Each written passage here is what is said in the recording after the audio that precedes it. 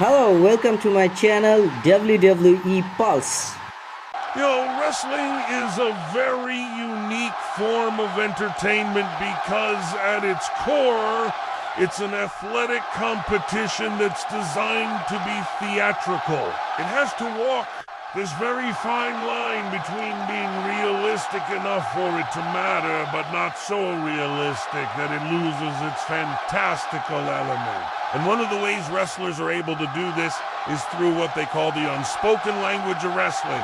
Even if you don't speak the language of the country where the wrestling is taking place, even if you don't understand a word of what the wrestlers are saying, you can still understand exactly what's going on in the match and who is babyface and who is heel. Because just like any other language, there are universal words and phrases that are understood across the world, and wrestling has plenty of them. So let's talk about some of these things that are said without saying anything at all. The first thing I want to mention, because it's probably the most important thing, is that the in-ring action itself tells a story. Wrestling is known for having its own style of body language, which is very different than pretty much any other form of combat sport. Wrestlers will sell their fatigue by slowing down their movements and even sometimes collapsing into positions where they're more vulnerable. They'll grunt and grimace and even fall to the mat in pain after seemingly basic moves. Of course, this isn't because a simple punch actually hurts them that bad. But the selling is important because it tells the audience how the person receiving the move feels about the match and themselves. Meanwhile, their opponent, especially if they're a heel, will take shortcuts whenever they can.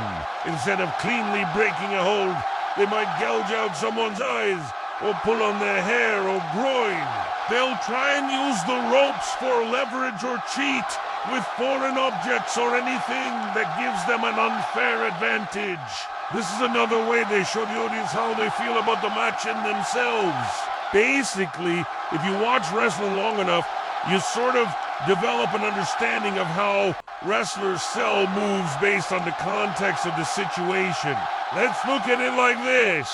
If your wrestler is fighting from underneath, you expect them to sell moves in a different way than if they were dominating the match. If you're watching a match and one guy's kicking the crap out of his opponent, but the other guy keeps getting back up and firing back with big right hands, even though he's clearly exhausted, that tells you he's a fiery underdog who never gives up no matter how bad things look. Meanwhile, if you're watching a match and one guy is kicking the crap out of his opponent, and the other guy slowly gets to his feet and walks around dazed for a few seconds before collapsing again, that tells you that he's a quitter who's afraid of putting in the work to succeed. If you watch enough wrestling, it's really easy to tell who the hero is and who the villain is just from the way they move. Because at the end of the day, it doesn't matter if you understand what someone's saying if you don't believe what they're doing. And if the in-ring action tells a story without words, then it's far easier to connect with the match. But beyond that, wrestlers have developed plenty of verbal and non-verbal cues that are universally understood as well. There are certain hand motions and gestures that are used to communicate very specific things.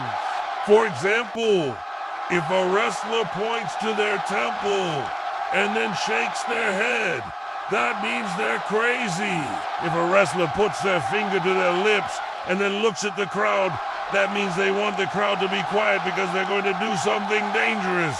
If a wrestler holds their arms straight out and shakes their hand back and forth, that means they're tired and need a break. Sometimes wrestlers will even address the camera directly. And if they look off in the distance and start shaking their head slowly, that means they're remembering a painful memory. Wrestling fans are trained to read these gestures and incorporate them into their understanding of the match. Now, obviously, there are some gestures that vary from wrestler to wrestler and even sometimes from match to match depending on what the wrestler is trying to convey. But when it comes to the ones I already mentioned, those are almost always the same.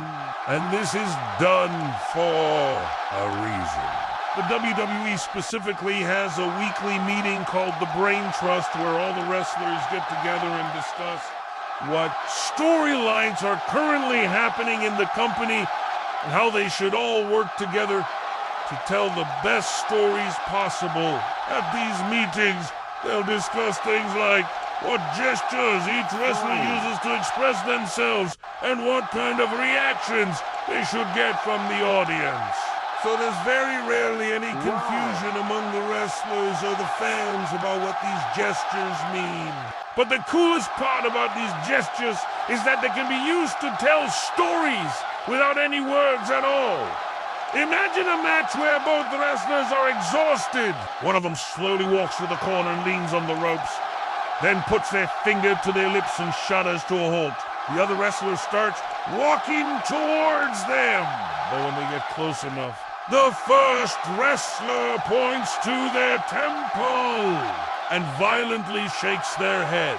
The second wrestler stops dead in his tracks and backs away slowly, then turns around and walks to the opposite corner. In this scenario, we didn't hear a single word, but we know exactly what's happening in the match and how each wrestler feels about it. That's the beauty of the unspoken language of wrestling.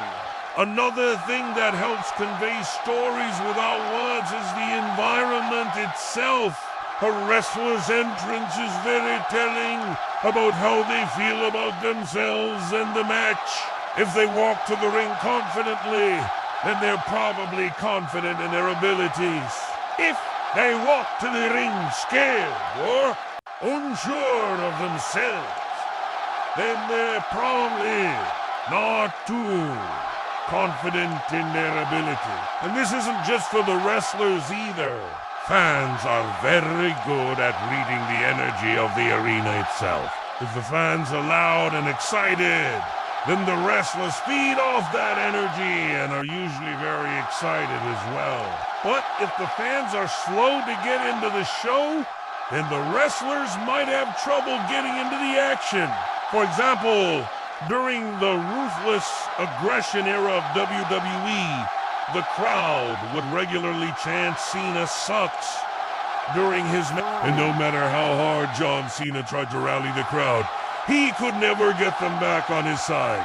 The fans' negative energy infected him and he started losing matches left and right. On the flip side, imagine a scenario where a wrestler comes to the ring and the crowd is silent. The wrestler cuts a promo and the silence is deafening. When they go to respond, the crowd explodes and the wrestler's face lights up with a smile. The crowd's positive energy feeds the wrestler and they go on to have a great match again. In both scenarios, we didn't hear a word, but we know exactly what's happening and how the wrestlers feel about it. Of course, this isn't universal across all wrestling promotions, because some companies lean more into the theatrical aspects of the sport than others. For example, some promotions required their wrestlers to cut promos in a foreign language. So the wrestlers have to learn the language or hire a translator. In those situations, you better believe the wrestlers aren't going to remember every single word for every single promo. So they'll use the power of the crowd and the nonverbal cues to tell the story. For example, in Japan, pro wrestling is very popular and there are plenty of promotions that have passionate crowds. If a wrestler is a heel, then they'll get heavy boos and the wrestler will play into it. If a wrestler is a face, then they'll get heavy cheers and the wrestler will play into it. In fact, many Japanese wrestlers have even learned English catchphrases to use during their match. So even if they don't know the language, they know how to react to it. And that's what matters the most. So, if you've ever watched a wrestling match without sound, you probably noticed how weird it was. There were awkward pauses where the crowd didn't know what to do, and the wrestlers had to improvise. But with a little bit of knowledge and experience, it's not too hard to understand the unspoken language of wrestling. And once you understand it, it's really cool to see how wrestlers use it to tell stories without words. Anyway, what do you think? Is there a certain gesture that you'd always associate with a certain wrestler? How about an entrant or an environment? Let me know in the comments below. And as always, thanks for watching. Okay guys, thank you for watching my videos.